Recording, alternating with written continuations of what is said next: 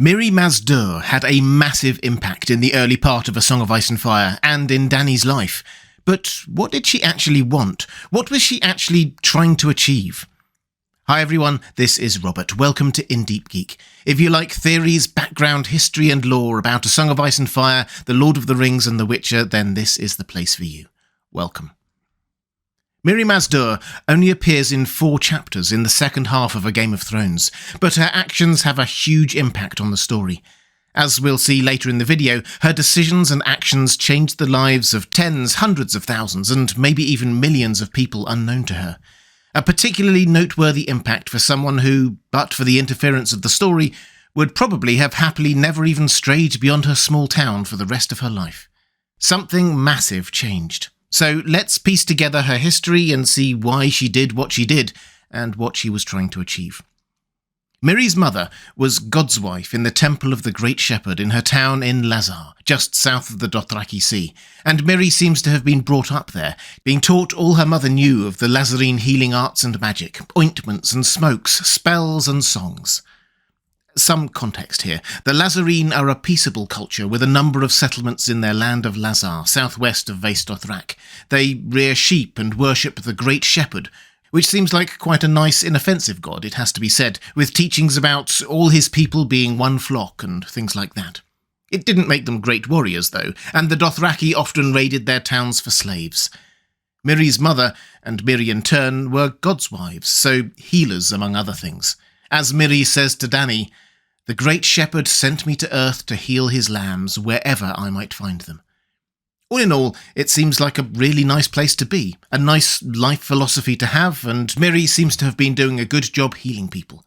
But of course, one small town couldn't contain all the healing wisdom in the world, so at a younger age, Mirri was sent out, or perhaps she chose to go out and learn more. Mirri herself takes up the story with Dany. "When I was younger and more fair, I went in caravan to Asshai by the Shadow to learn from their mages. Ships from many lands come to Asshai, so I lingered long to study the healing ways of distant people. A moonsinger of the Jogos Nai gifted me with her birthing songs. A woman of your own riding people taught me the magics of grass and corn and horse, and a maester from the Sunset Lands opened a body for me and showed me all the secrets that hide beneath the skin." That maester, if you were wondering, was Marwyn the Mage, who we finally meet through Sam's eyes at the end of A Dance with Dragons. So Mirri learned healing magics from all over the world. She studied hard and then returned to her town to put what she had learned to good use. In passing, we hear of her healing good men beyond counting, a small boy from fever, and having never lost a woman in childbirth. From what we see and hear, she seems powerful, capable, and dedicated to her town, people, and God. Then one day, the Dothraki attacked. It was, needless to say, unprovoked, and seemingly just an afterthought after a battle between 2 rival Khalasars. The scene in Daenerys' 7th chapter in A Game of Thrones, where she rides into the town after the attack, is harrowing. All the men had been killed, the sheep too, the crops burned, the houses and other buildings destroyed. We read of the survivors. Mothers stumbled along with blank, dead faces, pulling sobbing children by the hand. There were only a few men among them, cripples and cowards and grandfathers. Elsewhere, we see a small boy trying to escape and being made sport of by the Dothraki, women being assaulted. Ser Jorah casually talks about where best to sell the slaves they have captured. It's horrible. Dany at first tries to harden her heart to what she sees, but to her credit, puts a stop to the assault on women and girls, claiming them as her own slaves so the men can't have them. At which point, Mirri appears. She is one of the women Dany saves, and stands out from the others by her fine clothes, her ability to speak fluent Dothraki and Westerosi common tongue, as well as her own language, and because she claims healing abilities. Much needed because Khal Drogo has taken a nasty wound and other healers can't be found. She offers to heal Drogo, and seemingly does so with no ill intent. She removes the arrowhead, cleans the wound, and applies a poultice. The suggestion is that it probably would have healed him as well as anything could, but for the fact that he ripped it off a while later, it itched, and the Dothraki don't trust the Lazarene sheep people, or Magi. Dany, however, clearly does trust Mirri, asking her to help with her childbirth when the time comes. From Dany's perspective, She has done this woman a massive kindness, saving her from assault from one of the Dothraki riders and from being sold into slavery elsewhere. Why wouldn't Mirri be grateful? And of course, we see all this from Dany's perspective. She was trying to do good, absolutely, but as a 14-year-old at that point, perhaps she didn't fully understand how people might react to what had happened, particularly someone like Mirri Maz Duur. And Dany gave her the opportunity to do some pretty plot-important things, first asking her to save Khal Drogo's life, then being taken into that tent while the shadows were dancing for the birth of her child. We obviously know what happened. Mirri warned Dany that only death could pay for life, and did indeed save Drogo's life, but only technically. The death that paid for it is, depending on your perspective, Drogo's horse or Rhaego, Dany's unborn son. Probably both. Then there was that curse or prophecy or whatever it was, which probably deserves a video on its own.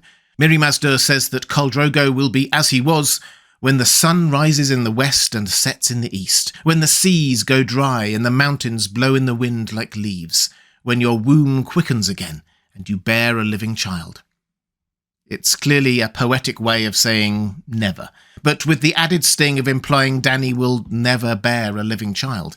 At least, that's what she takes from it. All this is intended by Mirri Maz Duur, and cruel. It is meant to effectively kill Drogo, actually kill Rhaego, and hurt Dany. But why? Why did Mirri Maz Duur do all that to the woman who saved her? I think there are 3 reasons. First, what I think is a very human reason, if not a good one. Revenge. The target of this is Drogo. He was the leader of the Khalasar that had done so much damage. Think back to the descriptions we had earlier of the horrors the Khalasar had performed in an unprovoked and unjustifiable attack. Mirri presents her anger as a godly one, saying, "It was wrong of them to burn my temple. That angered the great shepherd." But make no mistake, this was a very human response. Drogo and his people had heartlessly destroyed everything that Mirri held dear. This was her retribution. Second, Mirri does want to hurt Dany, but also knows that she did help. So for her, it seems like Mirri just wants to teach her a dark, bitter lesson. Dany, feeling rather betrayed, tells Mirri that she saved her. This is Mirri's response, and she doesn't mince her words here. Saved me. 3 riders had taken me, not as a man takes a woman, but from behind, as a dog takes a bitch. The 4th was in me when you rode past. How then did you save me? I saw my god's house burn, where I had healed good men beyond counting. My home they burned as well, and in the street I saw piles of heads. I saw the head of a baker who made my bread. I saw the head of a boy I had saved from dead-eye fever, only 3 moons past. I heard children crying as the riders drove them off with their whips. Tell me again what you saved. Your life. Mirri Maz Duur laughed cruelly. Look to your Khal and see what life is worth when all the rest is gone.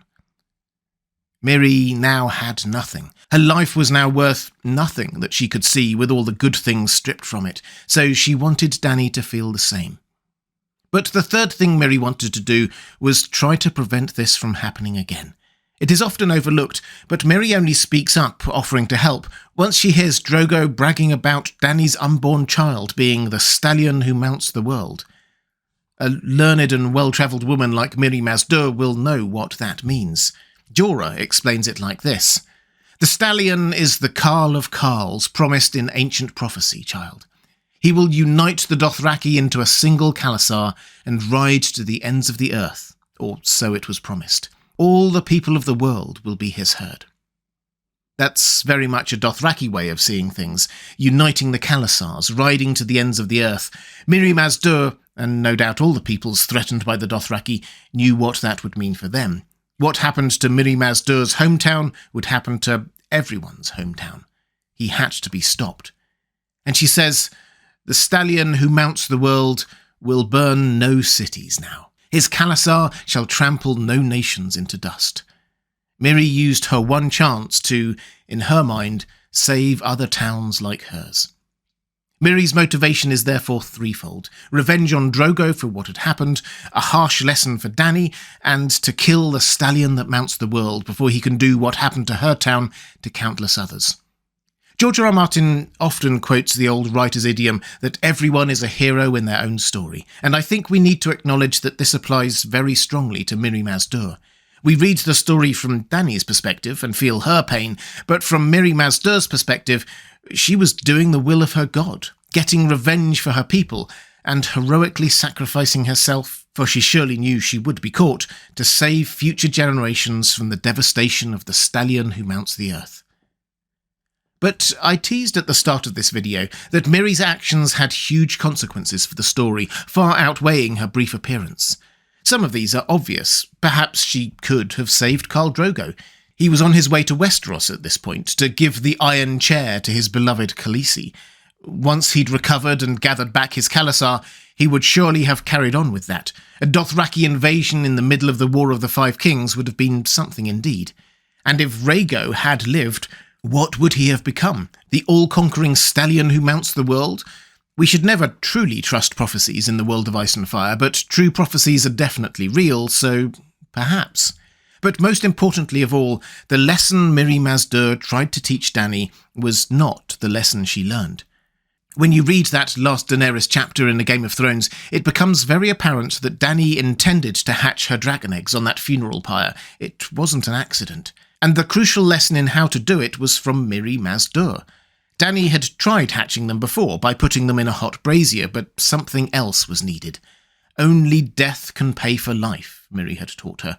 So she would sacrifice Mirri. Her death, and perhaps the deaths of the others she'd caused, the exact magical algebra here isn't clear, but her death would pay for the dragons' lives. Which brings all this round to us considering for a moment what the actual impact of Mirri Maz Duur was. It was partly because of her actions that we got the dragons hatching. She may have prevented Khal Drogo from pillaging any more towns and specifically attacking Westeros, but she didn't prevent that attack on Westeros. She just delayed it a bit, and made sure it would not just be by a deadly khalasar, but also by dragons.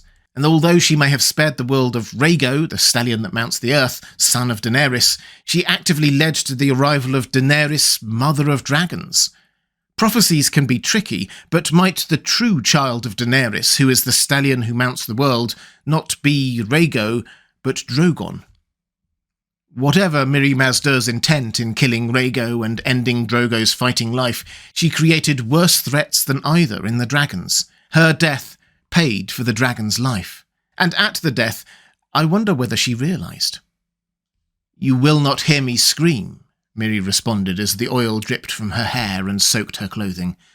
"I will," Dany said, "but it is not your screams I want, only your life. I remember what you told me. Only death can pay for life." Mirri Maz Duur opened her mouth but made no reply. As she stepped away, Dany saw that the contempt was gone from the Magi's flat black eyes. In its place was something that might have been fear. That's not fear for herself. Mirri Maz Duur knew she would die then. It was fear about what she had done and what it might mean. Mirri's vengeance and death brought dragons back into the world. If you'd like to see more A Song of Ice and Fire videos like this, there's a link to my playlist on the left of your screen now. Or to support this channel, thank you. There's a link to my Patreon page on the right of your screen. Thanks for watching. That's all for this time. I'll see you again soon.